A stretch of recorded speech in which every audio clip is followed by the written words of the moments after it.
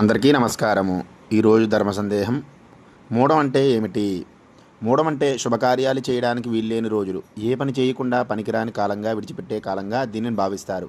హిందువులు గ్రహాలకు ఎక్కువ ప్రాధాన్యత ఇస్తారు. గ్రహస్థితి సరిగ్గా లేకపోతే శుభకార్యాలు చేయరు. మూఢ సమయంలో శుభకార్యాలు చేయకూడదు. కొన్ని తప్పులు కూడా ఎట్టి పరిస్థితుల్లో చేయకూడదు.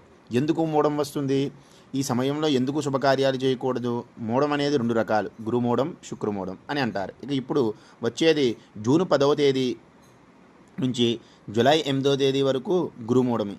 ఈ సమయంలో జాగ్రత్తగా ఉండాలి. ఎటువంటి శుభకార్యాలు చేయకూడదు. ఈ మూఢం రోజుల్లో శుభకార్యాలు చేస్తే ఇంట్లో చెడు సంఘటనలు చోటు చేసుకునే అవకాశం ఉంది. మూఢ సమయంలో శుభకార్యాలు చేస్తే ఆర్థిక నష్టం కూడా కలగవచ్చు. ఈ సమయంలో శుభకార్యాలు చేయరు. శుభకార్యాలు ఎప్పుడు కూడా గురుబలం, శుక్రబలం ఉంటేనే జరుపుతారు. ఈ మూఢ సమయంలో గురుగ్రహానికి, శుక్రగ్రహానికి తక్కువ శక్తి ఉంటుంది. ఈ రెండు గ్రహాలు బలహీనంగా ఉంటే ఏ పని చేసినా కలిసి రాదు. అందుకే దీన్ని మూఢం అని అంటారు.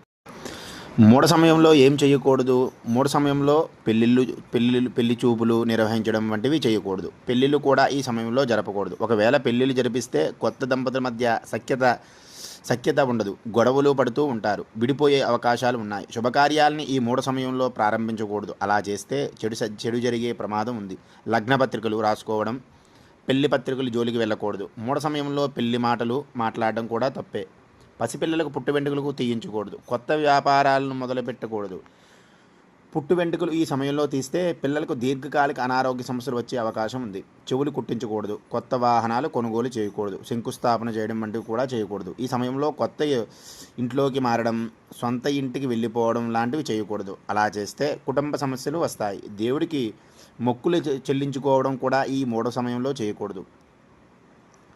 వ్రతాలు చేయడం, విగ్రహ ప్రతిష్టాపనలు లాంటివి కూడా చేయకూడదు. ఈ మూఢ సమయంలో వైభవంగా పుట్టినరోజులు చేయకూడదు. చెరువులు తవ్వడం, కొత్త వ్యాపారాలు మొదలుపెట్టడం, ఇంట్లో బంగారాన్ని తాకట్టు పెట్టడం ఇలాంటివి చేస్తే లక్ష్మీదేవి ఇంటి నుంచి బయటికి వెళ్ళిపోతుంది. మూఢ సమయంలో ఏం చేయవచ్చు? చిన్నపిల్లలకు అన్నప్రాసన చేయవచ్చు. దూర ప్రయాణాలు చేయవచ్చు. ఇంటికి ఏమైనా చిన్న మరమ్మతులు ఉంటే కూడా చేసుకోవచ్చు.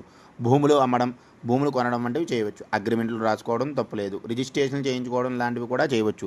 విదేశాలకు వెళ్ళడం కూడా, కొత్త ఉద్యోగంలో చేరడం వంటివి చేయవచ్చు. కొత్త బట్టల్ని కొనుగోలు చేయవచ్చు. ఏదైనా పుణ్యక్షేత్రానికి వెళ్ళవచ్చు. దేవాలయాల్లో అన్నదానాలు చేయడం, శ్రీమంతం వేడుకలు చేసుకోవడం, దైవ కార్యాలు నిర్వహించడం కూడా చేసుకోవచ్చు. నవగ్రహ శాంతులు, జపాలు, హోమాలు చేయించుకోవచ్చు. మూఢ సమయంలో బాలింతలు, గర్భిణీలు ప్రయాణం చేయడం మంచిది కాదు. ఒకవేళ చేయాల్సి వస్తే అశ్విని లేదా రేవతి నక్షత్రాల్లో ప్రయాణం చేయవచ్చు. శుభం భూయాత్. Please subscribe to Sai Dharmam channel, like and share.